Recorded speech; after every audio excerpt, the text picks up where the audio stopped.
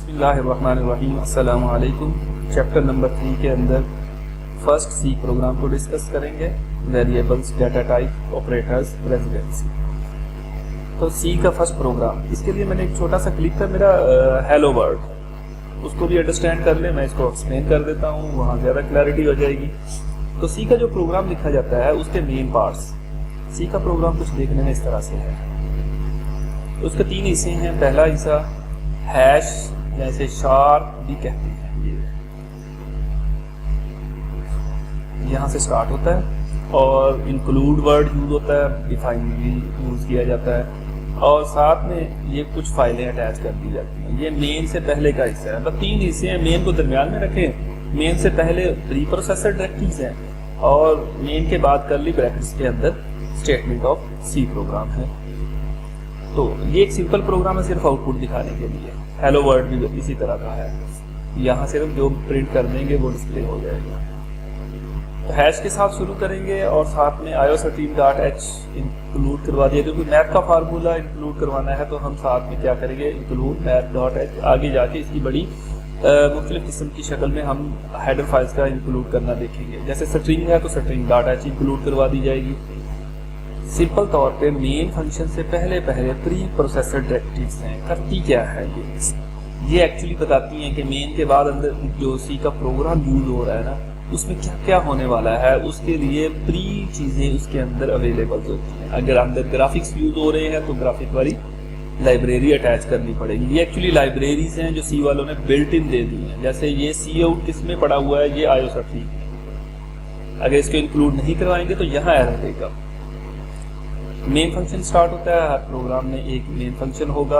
अच्छा, ये as it ऐसे ही ये चीज़ें आ जाएंगी और फिर ब्रैकेट्स के अंदर सारी की सारी जो प्रोग्रामिंग हमने करनी है वो इन ब्रैकेट्स के अंदर सी का पूरा स्टेटमेंट्स आएंगी, प्रोग्राम यहाँ परफॉर्म होंगे। यही चीज़ें एक्सप्लेन की गई हैं और सी आउट को एक्सप्लेन किया गया है। सी आउट किस लिए यूज होता है, आउटपुट डिस्प्ले करने के लिए होता है। सिंपल तौर पे ये जो स्टेटमेंट है इसके अंदर welcome to virtual university of Pakistan, brackets के अंदर इन्वर्टेड कॉमास में जो चीज़ भी लिखेंगे वो एज इट प्रिंट कर देगा। इन्वर्टेड कॉमास के बाहर जो लिखेंगे, अगर तो वो वेरिएबल है तो उसकी वैल्यूज प्रिंट करेगा, फंक्शन है तो कॉल हो जाएगा, ठीक है, एरे है तो भी उसकी वैल्यू प्रिंट होगी। तो इस तरह की वो इन्वर्टेड कॉमास में नहीं आएंगी। इन्वर्टेड कॉमास में अगर किसी फंक्शन को भी लिख दिया तो उसने प्रिंट कर देना है। और लास्ट चीज सेमी कॉलन के साथ, इसकी हर स्टेटमेंट के एंड पे सेमी कॉलन आता है, वरना कंपाइलर एरर जनरेट कर देगा, ये प्रोग्राम रन नहीं होगा। प्रिंटिंग के मेथड भी देखेंगे, उसमें प्रोग्राम कुछ देखें, उस प्रोग्राम को परफॉर्म करें और उसमें चेंजिंग करके देखें। कोड को कॉपी करें और उसमें चेंजिंग कर लें। वेरिएबल किसे कहते हैं और डाटा टाइप्स।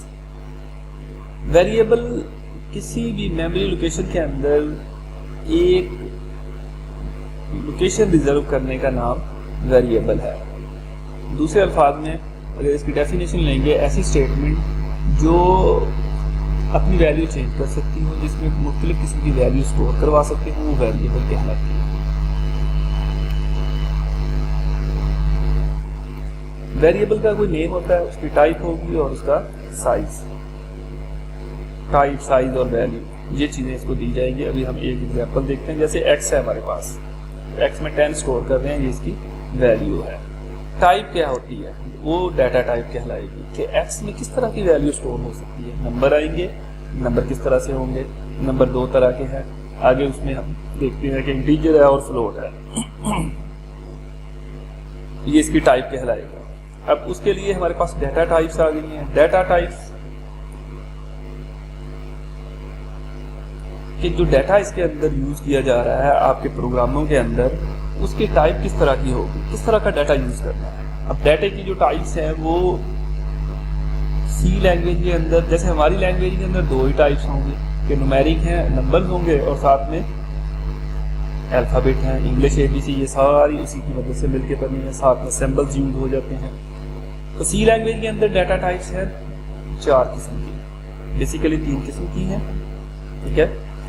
और सबसे पहली नंबर्स दो तरह के हैं, एक को होल नंबर कहेंगे, इसमें डेसिमल पॉइंट नहीं होता, और उसे इंट, शॉर्ट, लॉन्ग, ये इंट की आगे या होल नंबर्स की आगे डिटेल्स है, डिफरेंट टाइप्स हैं।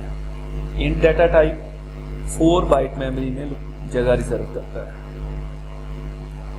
और इसे इंट लिख के आगे एक्स लिखेंगे तो एक लोकेशन रिजर्व हो जाएगी। जैसे इंट आई किया है तो एक लोकेशन रिजर्व हो गई। अब जब i इक्वल टू 10 करेंगे तो वो उस लोकेशन पे जाके वैल्यू स्टोर हो जाएगी। ये एक सिंपल प्रोग्राम मैंने दिखाया हुआ है, इसमें इंट का यूज किया गया, इंट एक्स लिया, इंट वाई लिया, इंट जी लिया। अच्छा, इसको एक लाइन में भी आप ले सकते हैं। एक्स को वैल्यू दी, वाई को वैल्यू दी, और एक्स प्लस वाई किया, और फिर इन सबको यहाँ प्रिंट किया। अब ये देखें, जब इन्वर्टेड कॉमास में चीजें देंगे वो x इक्वल टू प्रिंट करेगा। फिर आगे सी आउट किया तो x की वैल्यू, ये बगैर इन्वर्टेड कॉमा के है तो इसकी वैल्यू 5 प्रिंट होगी। इन्वर्टेड कॉमा में है word y equal to print हो जाएगा।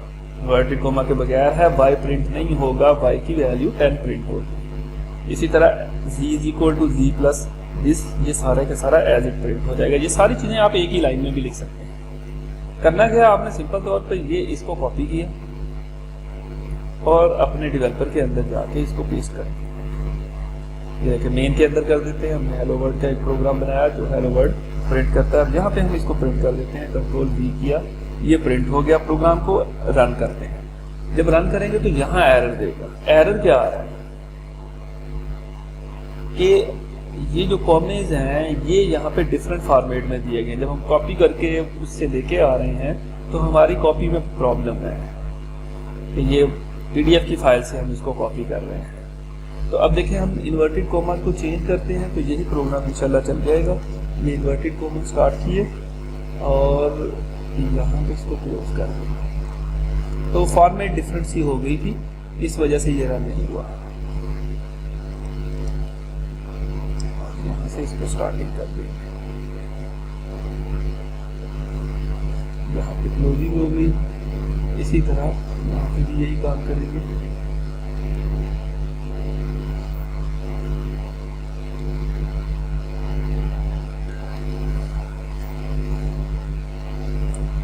प्रोग्राम को रन किया।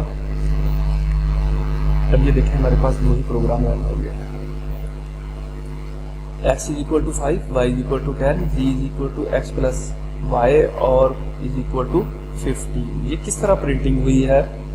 स्टेटमेंट बाय स्टेटमेंट प्रोग्राम की एग्जीक्यूशन आपको क्लियर हो, आपको एक एक स्टेटमेंट की एग्जीक्यूशन आनी चाहिए। आप प्रोग्राम को देख के बता सकते हैं कि यहाँ पे ये होगा, यहाँ पे एरर आएगा, यहाँ पे आउटपुट ये होनी चाहिए। जैसे x है, ये y है, z है, ये तीनों इंट किस्म के हैं, यानी कि इस वेरिएबल में डेसिमल होल नंबर आएगा, बगैर इशारिये के वैल्यूज आएंगे। x के अंदर 5 रखा, y के अंदर 10 रखा, तो z के अंदर x प्लस वाई यानी कि 15 z में आ जाएगा। अब ये सी आउट किया, सी आउट में वही हम इन्वर्टेड कॉमास में जो चीज़ आएगी वो एज इट ही प्रिंट हो जाएगी। और फिर x को सी आउट किया तो इसने इसके साथ ही प्रिंट कर देगा। ये देखें इस तरह यहाँ पे x इक्वल टू इस सी आउट में प्रिंट किया, और 5 जो है ये वाला x बगैर उसके लेके आया। और इसी तरह y की भी फॉर्मेशन यही है और z की भी फॉर्मेटिंग यही लगती है। अब इसको x y z को आप एक लाइन में भी लिख सकते हैं, x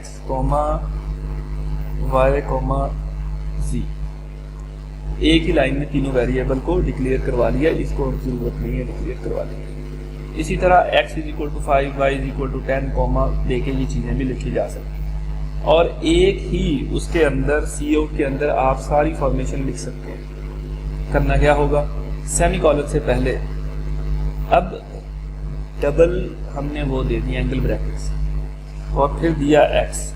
सिर्फ इसको अंडरस्टैंड करें, बाकी को बाद में करेंगे। इसको हम कर देते हैं रिमूव, ताकि सिर्फ इसकी अंडरस्टैंडिंग हो। एक ही लाइन के अंदर यहाँ तक ये स्टेटमेंट प्रिंट करेगा। यहाँ पे चूंकि डिफरेंट थी, हमें वैल्यू चाहिए थी x की, तो x सिंपल किया, ये इनको आपस में मिला दिया कि ये अलग से सी आउट का हिस्सा है, ये अलग से हिस्सा है। इस प्रोग्राम को हम एग्जीक्यूट करते हैं। ये देखें हमारे पास x इज इक्वल टू 5 आ गया। आपने बस इसमें ये चेंजिंग करनी है कि अच्छा मुझे ये आउटपुट चाहिए, फिर मैं क्या करूँगा, ये आउटपुट चाहिए, फिर क्या होगा। आप डायरेक्टली ये वाला काम यहाँ पे परफॉर्म कर सकते हैं। अब x प्लस वाई अगर हम यहाँ पे लिख लें, x प्लस वाई किया मैंने, तो इसको अब रन किया, अब उसने x और वैल्यू को प्लस करके फिर आउटपुट दिखानी है, यानी कि x इज इक्वल टू 50, जो कि रॉन्ग है, क्योंकि कंप्यूटर एक डल मशीन है, उसको नहीं अंडरस्टैंडिंग कि आप चाहते क्या है, आप x प्रिंट करना चाह रहे हैं, नहीं, हमने इन्वर्टेड कोमा में जो दिया उसने वैसे ही लिख देना है। यहाँ पे आउटपुट में हमने उसको प्लस करके दिया तो वो उसके मुताबिक आउटपुट आ गई इसकी। नेक्स्ट चलते हैं जी अपने हैंडआउट्स की तरफ। इसी को ही उन्होंने डिटेल में डिस्कस किया होगा। शॉर्ट डाटा टाइप, अब इसमें उस नंबर की लेंथ डिफाइन हुई है कि जो इंटीजर में नंबर स्टोर होगा वो इस लेंथ का होगा। तो कुछ और भी एक्सपेरिमेंट करके इसमें प्रोग्राम में देखिएगा कि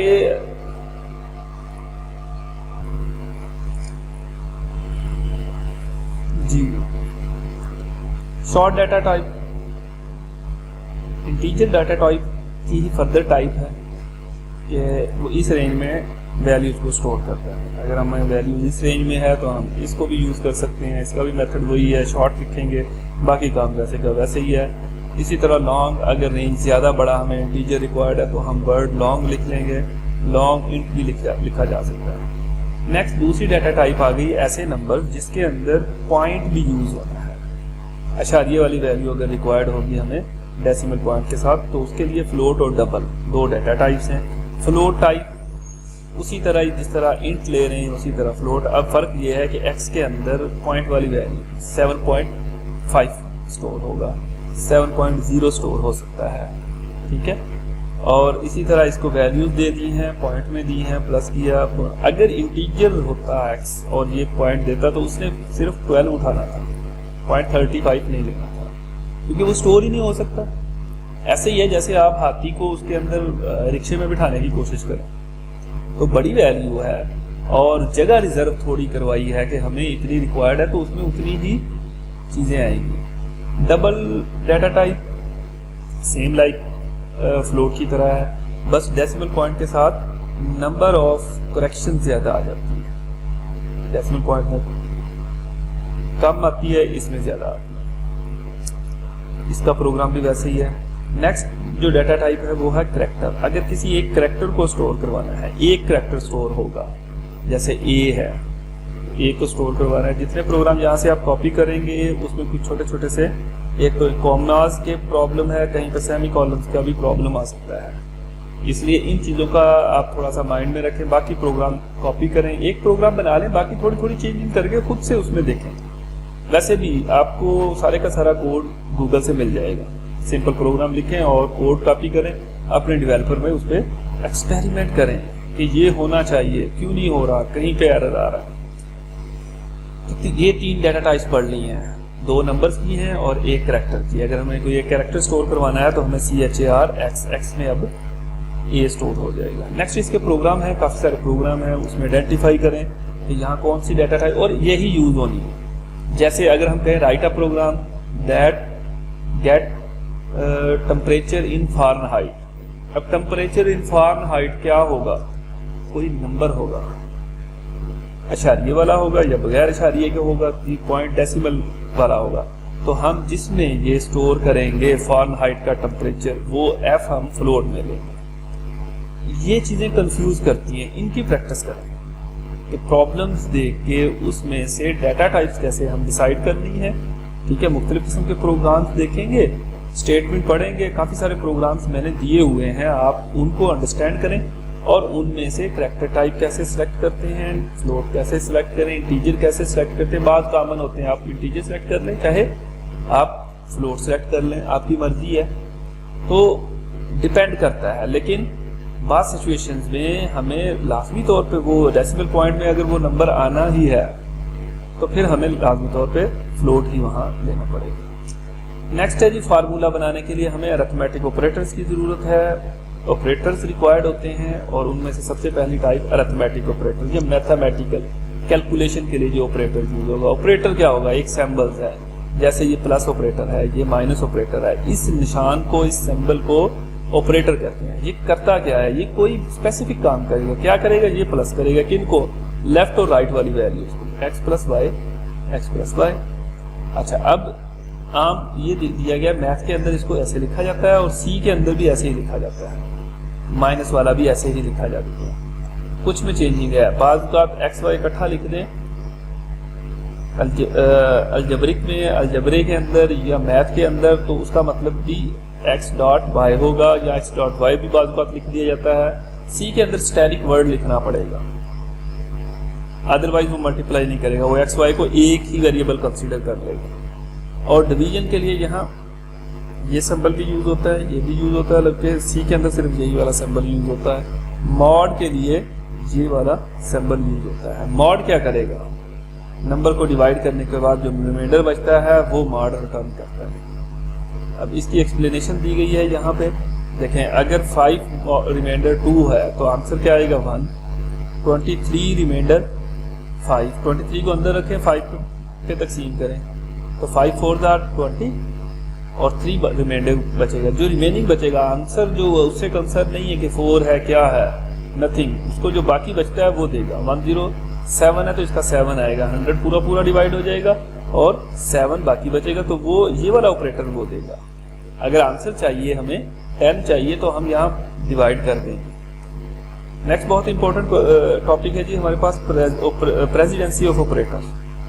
ऑपरेटर की प्रेसिडेंसी क्या है, कि फ्लो कौन सा है, सबसे पहले ऑपरेटर कौन सा अप्लाई होगा, प्लस माइनस मल्टीप्लिकेशन डिवीजन, इनमें से वो जो मैथ के अंदर डीमास रूल है, डिवीजन मल्टीप्लिकेशन, तो सी के अंदर किस तरह फ्लो चलता है। तो जैसे आमतौर पे ब्रैकेट्स के अंदर जो भी चीज़ आएगी वो पहले सॉल्व होगी। हाँ, अगर ब्रैकेट्स में 2 ऑपरेटर आ गए, स्टेरिक और प्लस, तो फिर देखेंगे पहले कौन सा सॉल्व होना है। तो पहले स्टेरिक सॉल्व करेंगे, फिर ये वाले ऑपरेटर हैं। ये तीनों ऑपरेटर जो है ना, इनकी सेम वेटेज है, आप इस मर्जी को पहले हल कर लें। लेकिन सी के अंदर जो लेफ्ट साइड पे पहले आया वो पहले सॉल्व होगा, पहले वैल्यूएट होगा, फिर देन उसके बाद प्लस माइनस की सेम वेटेज है, ये दिखाया गया ब्रैकेट्स के अंदर, पैरेंथेसिस, और फिर ये वाले ऑपरेटर हैं और फिर प्लस माइनस है। फॉर एग्जाम्पल अगर यही है, आमतौर पे हम 2 + 2 × 2 करते हैं, तो इसके आंसर अगर हम इसको इस तरफ से पहले सॉल्व कर लें तो 20 × 5 100, और अगर हम पहले इसको हल कर लें तो 50 + 10 60, 100 और 60 कौन सा आंसर करेक्ट है।